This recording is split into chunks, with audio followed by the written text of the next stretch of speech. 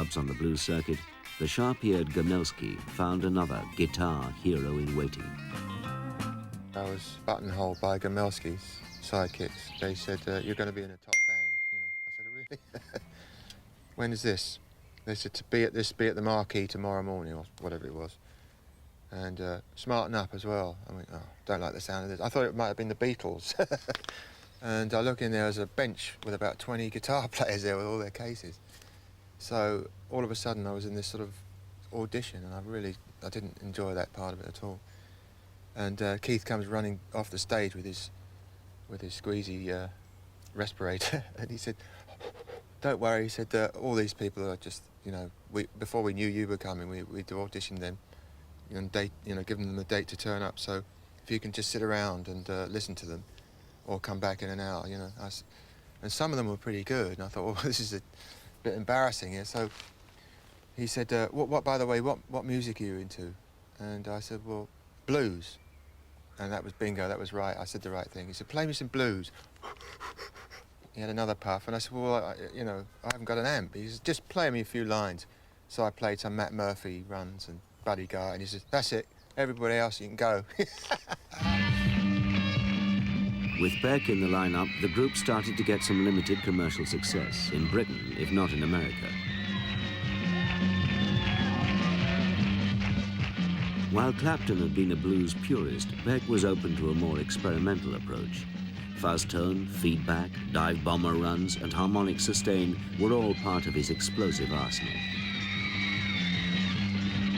The Yardbirds were sort of a compromise. You know, at least I was in a band that was working and doing what I loved to do. But there was this nagging, you know, from America all the time. You know, could it possibly be that we'll get a gig in America? But we actually got to our first tour in 1965 and got really close to the bare bones of where we'd all come from. Chess Studios, Sun Studios and stuff like that. And Chess was synonymous with great drums and great bass sounds and harmonica. And it was instantly recognisable from any English recordings, which we loathed. We didn't like the, if you'll pardon the expression, BBC. There was no slur on it, but the studio technicians didn't really have any grasp on where the dirt was coming from, the vital ingredient in the sound that seemed to be automatic to the Chess people and America in general, that they had a much more good understanding, clear understanding of what you wanted and knew how to get it. But coming back to England, we suddenly meant something because we'd done a fairly significant tour of the States, record doing well in the charts, and we got asked to play at the Richmond Jazz and Blues Festival, which was the place. Shindig goes to London. It was great fun. It was only a short fuse. I mean, it could only last sort of 6 weeks. And it was the fact that we were overqualified in the guitar department and underqualified in the writing department. And we really should have taken stock there and said, look, we'll waive the tour. We ain't ready for that, you know. But instead, we just took the opportunity and it burned itself out.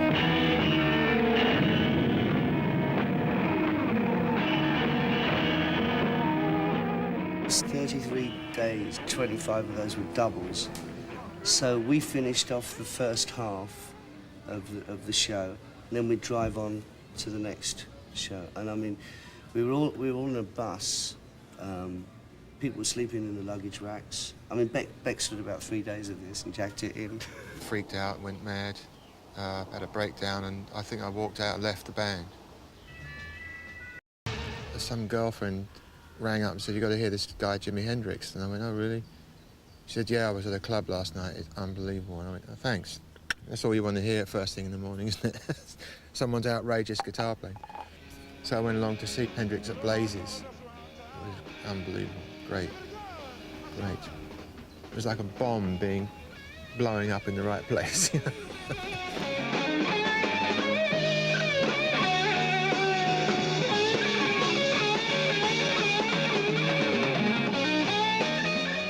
I just went away from there thinking I better think of something else to do. I followed him around a bit, and he'd heard of me, which is I couldn't believe, you know. And he said, "What's that let you play?" And happenings 10 years time ago. He said I swiped that on this, and I thought, wait a minute, this is really incredible. This is kind of like we could talk music now, not instead of like he's a immovable force. I can actually get some inspiration. and he was a great source of inspiration. The fact that he was doing things so upfront and so wild and unchained, you know, sort of. That's what I wanted to do, but being British and the victim of the class system and whatever, you know, the poxy little schools he used to go to, I couldn't do what he did. Love to have done it, but maybe if I'd gone to acting class, I could have done it.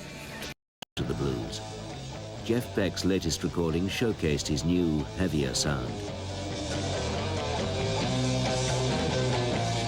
I went to the studio with some material with Jimmy Page, John Paul Jones, and Keith Moon on drums, and that. Beck's Bolero, that's it. That was done that day, in one day rather, and together with about 3 other tracks, mixed in the next day. And I said, look, that was great fun, why don't we just leave it like that?